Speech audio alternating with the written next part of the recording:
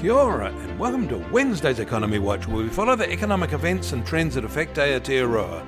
I'm David Chaston, and this is the international edition from interest.co.nz, and today we lead with news. The Wall Street and business titans who supported the 2024 Trump campaign are starting to turn on him, one calling the current situation a clown show. The show has gotten even more extreme overnight. The US has added another 50% to tariffs on its imports from China, taking the total to 104%. But first up today, the overnight dairy pulse auction saw skim milk powder prices fall a bit more than expected, down 2.6% from last week's full auction, but the whole milk powder price slipped much less than expected, down just 1.8% on the same basis. The falling currency over the past week means there is no net change in New Zealand dollars. The floating exchange rate is doing its job as a stabiliser. In the US, nominal retail sales surged last week, up 7.2% from the same week a year ago, as consumers rushed to stock up on goods ahead of the tariff-induced hikes. That was its fastest rise since late 2022. Some of that gain will have been from early price hikes, of course. Going the other way, the NFIB Small Business Optimism Index fell sharply in March, by its most since June 2022, and it's to its lowest level since October 2024. This was a much larger fall than anyone saw coming. They anticipated a fall, but not like this. The component Uncertainty Index stayed at record high levels. And Americans' appetite for consumer debt actually fell in February by $810 million, the first drop since November.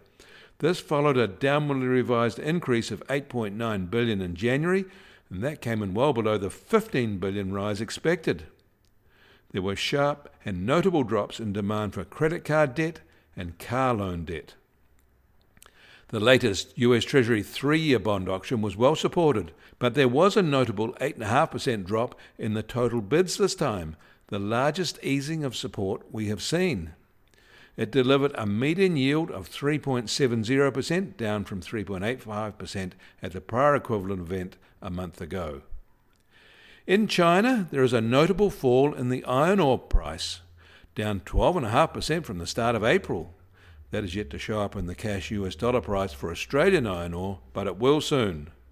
For reference, the price of copper is down 18% in the same 8 days.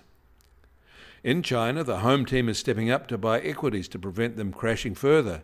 State funds were reported to be very active yesterday. Separately, China is letting its currency weaken as a counterweight to the American tariffs. The yuan isn't moving much, but trending from its target 7.2 to the US dollar. But this official rate set is moving in the same direction as the offshore yuan and heading to 7.35 to the US dollar. It is now at a 17-year low to the US dollar. China said it'll fight to the end, opposing the new US tariffs. Australia's NAB Business Confidence Index ticked lower in March from a revised negative level in February, and is now at its lowest level since November 2024. And staying in Australia, the Westpac Melbourne Institute Consumer Sentiment Survey is seeing fear rising after the Trump tariff actions. Sentiment is 10% lower amongst those surveyed after the earlier April US tariff announcements. Aussies are now less confident on the prospect of interest rate cuts by the RBA. The US Treasury 10-year yield is now at 4.25%, up 10 basis points from this time yesterday. Risk premiums are still rising. The price of gold will start today at just under $2,980 an ounce. That's up $14 from yesterday. But oil prices have dropped $1.50 to be just on $60 a barrel in the US, while the international Brent price is now just under $63.50 a barrel. And the Kiwi dollar is now at 55.5 US cents, unchanged from yesterday at this time. Against the Aussie, we're up 40 basis points at 92.9 Australian cents, and that's a 10-month high.